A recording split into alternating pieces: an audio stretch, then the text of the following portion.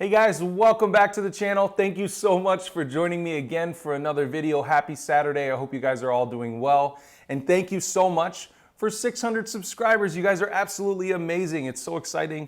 I was just asking for like 400 subscribers just the other day, hoping to get there by the end of the week. And I'm over 600 subscribers when I wake up this morning. So you guys are, it's humbling, and I'm honored by all of you lately and all of your comments and the dialogue that we're having in the chat.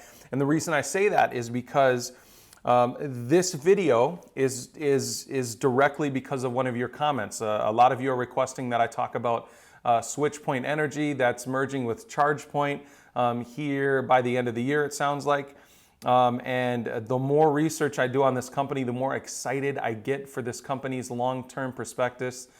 So let's talk about it. First, I do want to bring up one thing. It looks like they called the election, okay? And regardless of where you sit on the line, whether you're right, left, in the middle, somewhere in between, honestly, it doesn't matter. The reason I said that, this is a business channel. I want to be unbiased, right? It doesn't matter who any of us voted for. We need to just deal with the results, and we need to think about how the market is going to respond to this, okay? So let's go forward, assuming now that Joe Biden will be the next president, and we need to think about what we're going to invest in for the future of our portfolio, okay? Regardless of how you feel about who the president is. The reason I bring this up, okay, let's switch over to my computer here.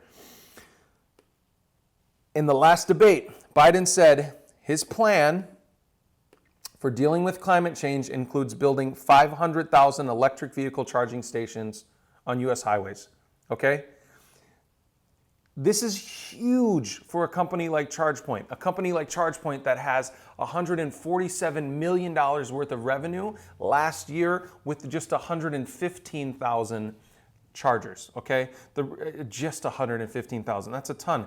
115,000 makes them the largest EV charging network in the US, and they're growing like crazy in Europe as well. So imagine what 500,000 more EV chargers could do for a company like Chargepoint. Now, there are other companies in this space, and does that mean Chargepoint is going to get 100% of this projected 500,000 network of extra chargers? No, they won't get 100% of it, but they could get, again, because they're the leader, they could get a large majority of it, or half of it or more, right?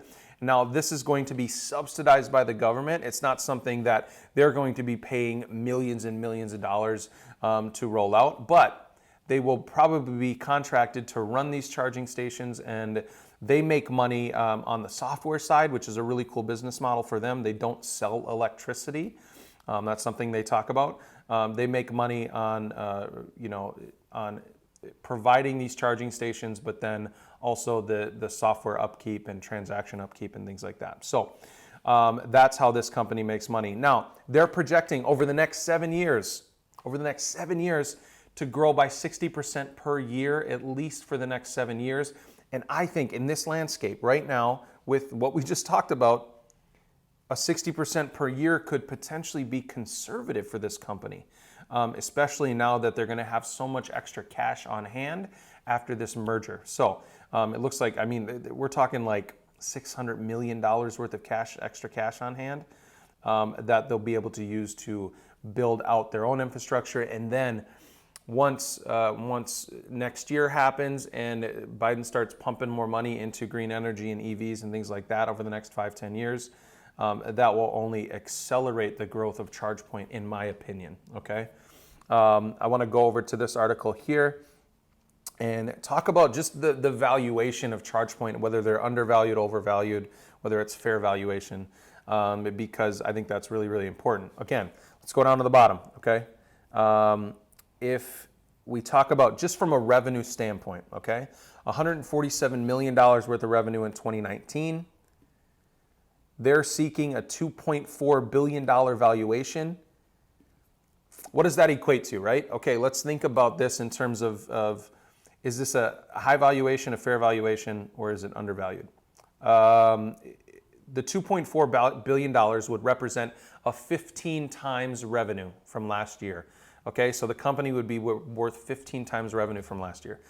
That's actually not terrible. Okay, there are other SPACs that are priced a lot better, like IPOB. We've talked about that on this channel. IPOB has a 1 times revenue. That's what they're seeking for their valuation. Fantastic opportunity to get in on a company that could 5x within the next year. That's what I'm banking on with my IPOB shares. Now with SBE, this could 5x and just kind of ride the wave of the EV market as well. But a $2.4 billion valuation is actually a pretty good value for a company like this. It's not crazy overvalued because there are companies out there with 100x their 1-year earnings or 1-year revenue, like Snowflake or Zoom, right? I mean, those companies are valued like crazy right now, and a lot of people think they're overvalued. This Chargepoint, I think, is a fair valuation. I do want to make another video about Chargepoint that really goes more in depth, but I want to do that closer to the merger. I want you to get Chargepoint on your radar because I think it's a really, really good opportunity right now to invest in a company that really has tremendous growth potential, 60% per year for the next 7 years. And again, I think that may be conservative. So get SBE on your radar. If you don't have, if you don't have WeBull already, you can find SBE on WeBull by clicking the link in the description below. If you create a new account and just deposit $100, you can get 3 free stocks valued at up to $1,600 a piece. It's a crazy opportunity to make some quick money. And thanks to some of you for using that link below. I really, really appreciate it. I am an affiliate of theirs, and I get stocks every time that you use that link as well. So that's another way besides clicking the subscribe button to help out the channel. So thank you so much for that. There are, again, let's talk about what to assume with the market as Biden becomes president. The companies that are on my radar are like TAN, T-A-N.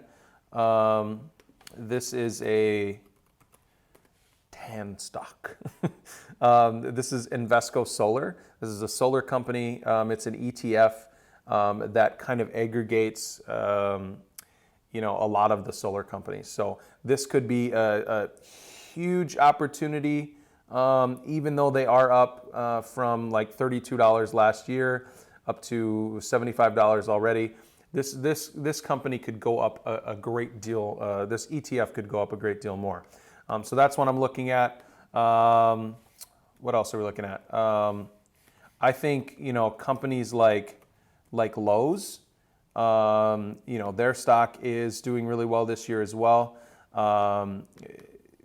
Let's see, Home Depot, so HD stock. This stock could do, I can't type, guys, I'm sorry. Forgive me for not being able to type.